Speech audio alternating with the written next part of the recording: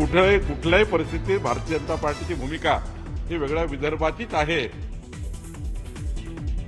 वेगळ्या विदर्भाचा मुद्दा भाजपच्या अजेंड्यावर महसूल मंत्री चंद्रशेखर बावनकुळेंचं वक्तव्य।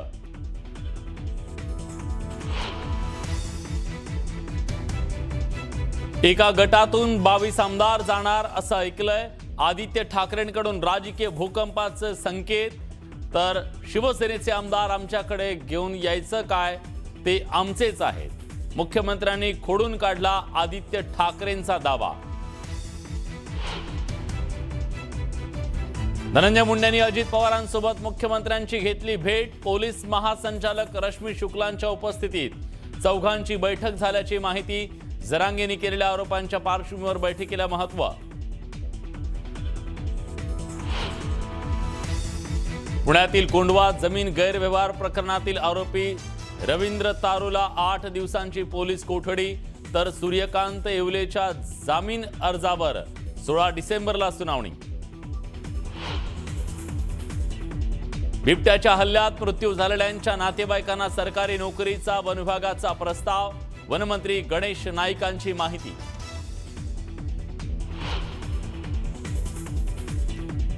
एमपीएससीची महाराष्ट्र गट ब आणि महाराष्ट्र गट क सेवा संयुक्त पूर्व परीक्षा पुढे ढकलली। 21 डिसेंबरला होणाऱ्या परीक्षा आता 4 जानेवारी आणि 11 जानेवारीला होणार।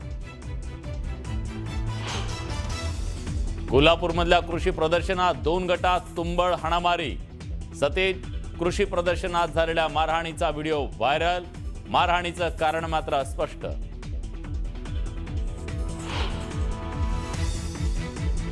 कणेरी मठाचे काडसिद्धेश्वर महाराजांवर गुन्हा दाखल। लिंगायत समाजाच्या भावना दुखावल्याचा आरोप।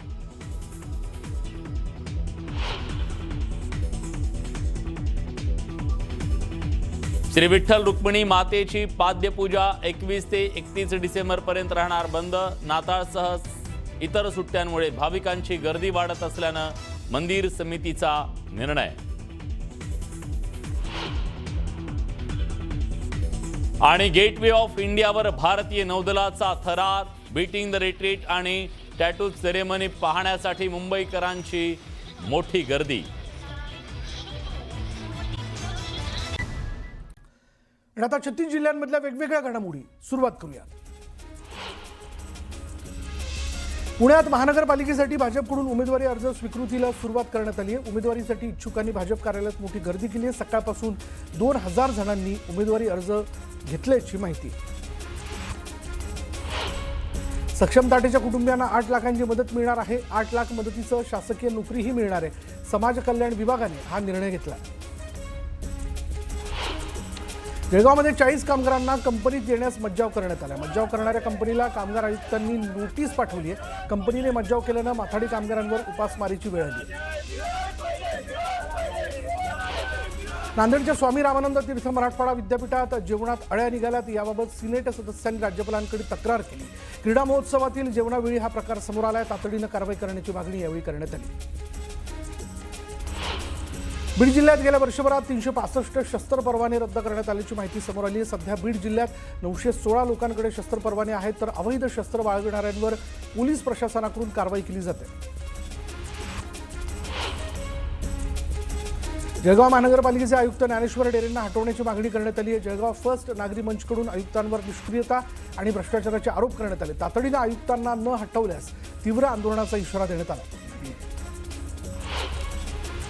अकोल्यात हमी भावाने सोयाबीन खरेदी होत नसल्यानं शेतकऱ्यांनी चिंता व्यक्त केली।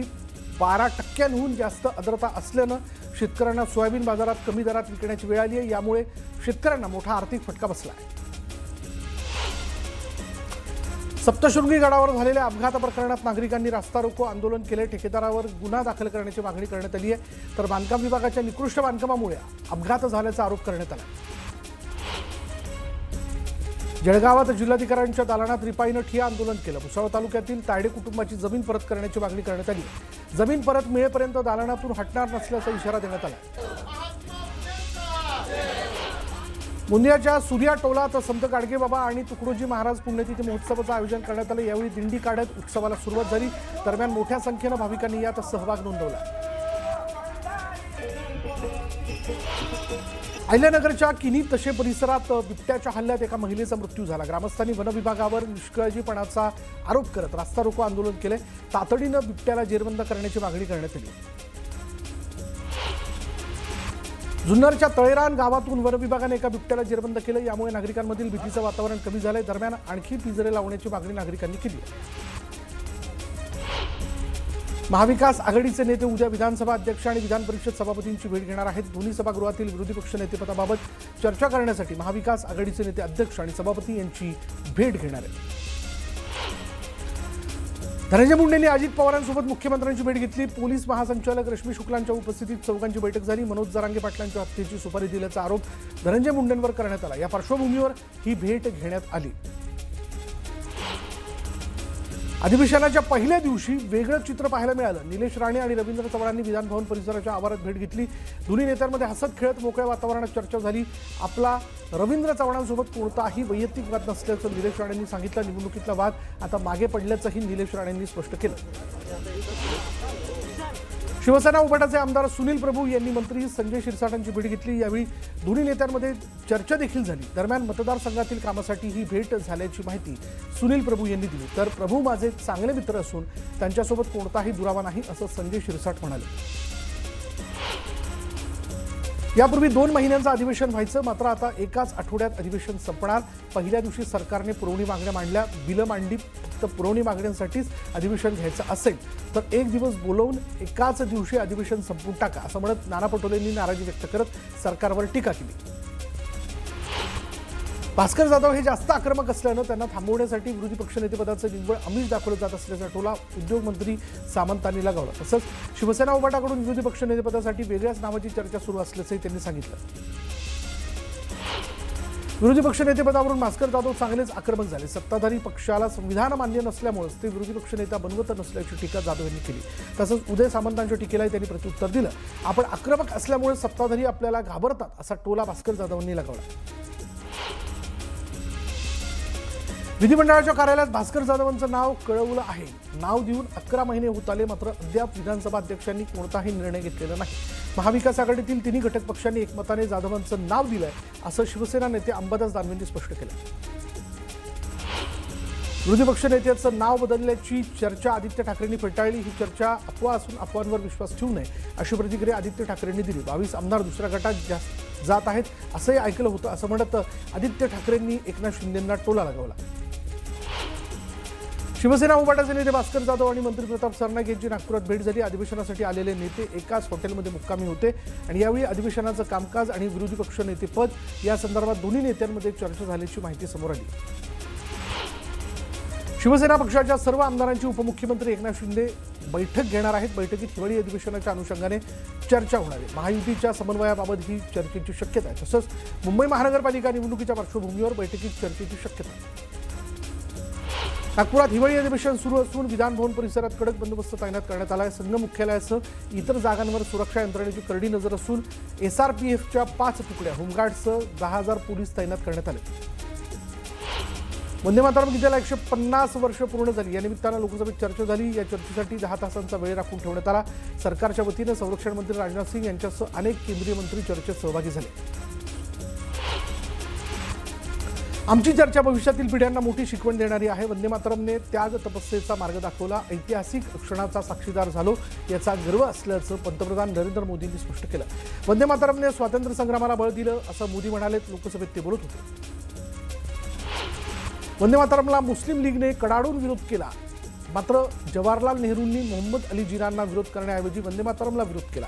काँग्रेसने मुस्लिम लीग समोर गुडघे टेकले असं म्हणत मोदींनी काँग्रेसवर निशाणा साधला. MPSCची परीक्षा पुढे ढकलण्यात आली. महाराष्ट्रात अराजपत्रित सेवा संयुक्त पूर्व गट ब आणि गट क ची परीक्षा पुढे ढकलण्यात आली आहे. 21 डिसेंबरला होणारी परीक्षा आता अनुक्रमे 4 जानेवारी आणि 11 जानेवारीला होणार आहे. मुंडवा जमीन घोटाळा प्रकरणातील तहसीलदार सूर्यकांत येवलेंच्या अडचणी वाढण्याची शक्यता आहे. गहाण ठेवलेली जमीन पुन्हा मिळवण्यासाठी लागणारी रक्कम येवलेंनी कॅशमध्ये दिल्याचा आरोप अंजली दमाने यांनी केला. मुख्यमंत्री देवेंद्र फडणवीस यांना पत्र लिहित सूर्यकांत येवले यांच्यावर कारवाईची मागणी करण्यात आली. माओवाद्यांच्या केंद्रीय समितीचे सदस्य रामधेरसह 11 माओवाद्यांनी छत्तीसगडमध्ये आत्मसमर्पण केलं. रामधेरवर 3 कोटी रुपयांचं बक्षीस होतं. महाराष्ट्र, मध्य प्रदेश आणि छत्तीसगड या राज्यांच्या सीमेवर माओवाद्यांनी तयार केलेल्या MMC झोनमध्ये तो सक्रिय होता. गोव्यातील नाईट क्लबला लागलेल्या आगीचं कारण समोर आलेलं आहे. इलेक्ट्रिक फायर गनमुळे ही आग लागल्याचं समोर आलंय. आग लागतानाचा नवा व्हिडिओ समोर आलाय. नृत्याचा कार्यक्रम सुरू असताना इलेक्ट्रॉनिक फायर गननं आतषबाजी करण्यात आली आणि यावेळी फायर गनमुळे छताला आग लागली. या आगीत हकनाक 25 जणांचा मृत्यू झालाय. गोव्यातील नाईट क्लब आग प्रकरणी मोठी कारवाई करण्यात आली. आग दुर्घटना प्रकरणी 3 अधिकाऱ्यांना निलंबित करण्यात आले. पंचायत संचालकांसह GSP CB सेक्रेटरी, नगरपंचायत सेक्रेटरीवर निलंबनाची कारवाई करण्यात आली. नाईट क्लबला लागलेल्या आगीच्या घटनेनंतर गोवा सरकार ॲक्शन मोडवर आले. गोव्यातील नाईट क्लब आग प्रकरणी मोठी बातमी समोर आली. आग लागल्यानंतर हॉटेलचा मालक फरार झाल्याचं बोललं जाते. संबंधित व्यक्ती देश सोडून पळाल्याची माहिती सूत्रांकडून दिली जाते. सौरभ लुथरा असं गोव्यातील हॉटेल मालकाचं नाव आहे. बीडमध्ये वर्षभरात 365 शस्त्र परवाने रद्द करण्यात आले. सरपंच संतोष देशमुख हत्या प्रकरणानंतर गोळीबाराच्या अनेक घटना समोर आल्या होत्या. दरम्यान जिल्ह्यातील कायदा आणि सुव्यवस्थेचा प्रश्न चर्चेत आला, त्यामुळे हे परवाने शासनाकडून रद्द करण्यात आले.